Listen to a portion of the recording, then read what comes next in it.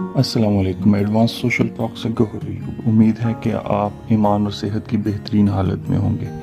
انسان اپنے ہی انسانوں جیسے جنس کو کیوں تباہ کرنے پر تلا ہوا ہے؟ وہ ایسے ہتھیار کیوں بناتا ہے کہ جس سے اس جیسے ہی انسان تباہ و برباد ہو جائے؟ یہ سوال سمجھ سے باہر ہے۔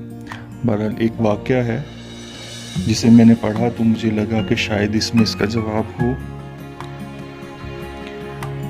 انسان کی سرشت کا کچھ سراغ اس سے لگے آج سے 2000 سال پہلے سائپرس کے ملک میں ایک بادشاہ رہتا تھا۔ وہ ہفتے اقلیم کا مالک تھا۔ صبح خیزی اس کی عادت تھی۔ اپنے برق رفتار گھوڑے پر سوار ہوتا اور جنگل کے باسیوں کو ملنے چلا جاتا۔ جانوروں کی بولی سے شغف تھا۔ دن کا وقت وہ راج پاٹ کے کاموں بسر کرتا، لیکن دوپہر ڈھلتے ہی اپنے گھوڑے پر سوار ہو کر پھر پہاڑوں میں نکل جاتا اور پہاڑوں سے گفتگو کرتا۔ دن ڈھلے گھر آتا تو تھکا ہار ایک ایسے کمرے میں استراحت کرتا جس کی دیواریں، چھت، فرش تمام چھوٹے چھوٹے آئینوں سے مزین تھے۔ وہ حسن میں اس قدر لاسانی تھا کہ آدھی رات کو میں نے اس کے بستر کے گرد ملائکہ کو طواف کرتے دیکھا۔ اسے سحر آتا تھا، آرزوؤں کی تکمیل کا سحر۔ ادھر خواہش کا بیج اس کے دل میں پڑتا، ادھر وہ اس سحر کی بدولت حصول آرزو میں کامیاب ہو جاتا۔ اس کے حرم میں 10,000 پری جمال دوشیزائیں تھیں۔ اس کے خزانے نے 12 سالوں میں کبھی نہ دیکھے جا سکتے تھے۔ اسے آنے والے واقعات کا پہلے سے علم ہو جاتا تھا۔ وہ چہرے سے دل کا حال معلوم کرنے میں لاجواب تھا۔ اسے جڑی بوٹیوں کا علم آتا تھا، لیکن رفتہ رفتہ اس نے اپنے برق رفتار گھوڑے پر سوار ہونا چھوڑ دیا اور سحر خیزی کی عادت ترک کر دی۔ پھر اس نے اپنے برق رفتار گھوڑے کو بھی ایک استبل کے حوالے کر دیا اور خود اپنے آئینے خانے میں اکیلا رہنے لگا۔ چونکہ میں آئینے خانے میں مسئلے کتب نما رہتی تھی، اس لیے سارا دن اسے ملول دیکھ کر میرا دل پھٹنے لگتا۔ میں اسے دور دراز کے ملکوں میں بسنے والی خوبصورت دوشیزاؤں کے جمال کی باتیں سناتی، لیکن وہ کروٹ بدل کر کہتا، مجھ سے حسن ناپائیدار کی بات نہ کرنا مینا، کبھی تو نے ایسی عورت دیکھی جو بوڑھی نہ ہوئی؟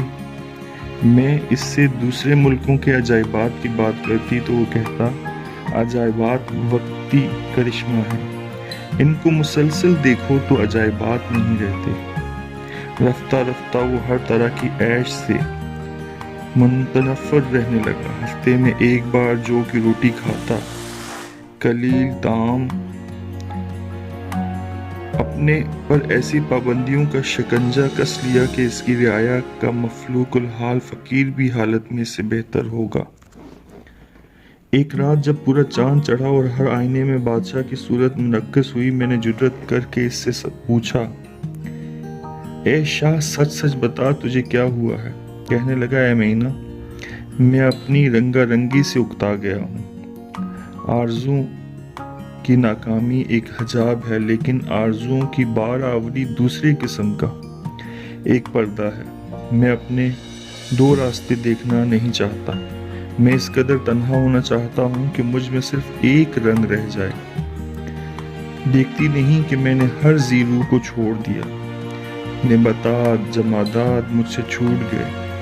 میں نے بدی کے سارے پنیر اکھاڑ پھینکی تاکہ نیکی کا خاکستر رنگ میری ذات کو ایک رنگ میں رنگ دے۔ میں تنہائی کی ایسی اکائی تلاش کر رہا ہوں جہاں بنانے والے کو مجھ پر ترس آ جائے اور پھر میری وحدت کی بیچارگی کو وہ اپنی وحدت میں سمو لے گا۔